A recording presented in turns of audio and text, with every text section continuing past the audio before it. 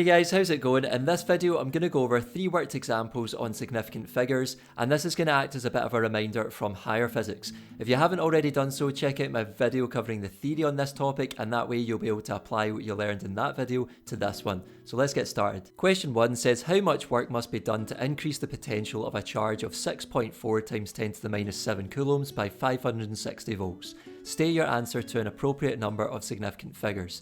So this is going to involve a charge and a voltage, so you might be thinking from higher physics of the equation to do with work done, charge and voltage. So it's the work done on a charged particle. So we're going to use that equation, but first of all we need to consider how many significant figures are appropriate here. Well, the first thing to notice is that the least number of significant figures in the question is 2, because we've got 2 from the charge, the 6 and the 4, and we've got 2 from the voltage, the 5 and the 6 there. So we therefore need to state our final answer to 2 significant figures.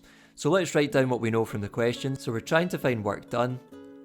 Our charge is 6.4 times 10 to the minus 7 coulombs, and our voltage is 560 volts. So writing down our equation relating those, it was W equals QV, and substituting in our numbers, we have 6.4 times 10 to the minus 7 times 560, which gives a final answer of 3.6 times 10 to the minus 4 joules once we state it to 2 significant figures. Question 2 says a resistor has a current of 2.5 amps through it when the voltage across it is 8.95 volts.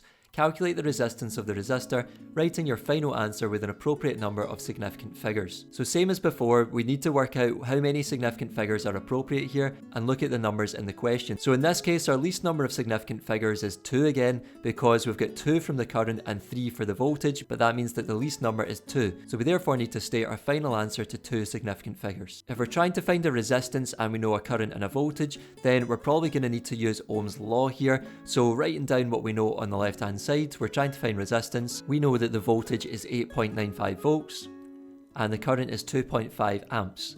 So writing down Ohm's law, V equals IR, rearranging for R, we have R equals V over I, and then substituting in our numbers, we have 8.95 divided by 2.5, which gives a final answer of 3.6 ohms once we round it to the 2 significant figures. And lastly, question 3, calculate the time taken for a signal to travel along a glass optical fibre of length 40 kilometers.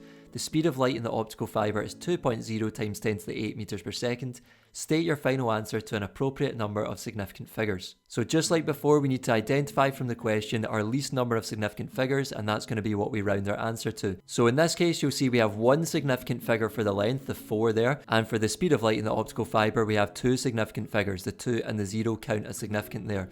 So this means we need to round our final answer to 1 significant figure. Now, because we have a length or a distance and we have a speed and we're trying to find a time, then we're going to be using the classic speed distance time equation. So writing down what we know on the left hand side, we're trying to find the time.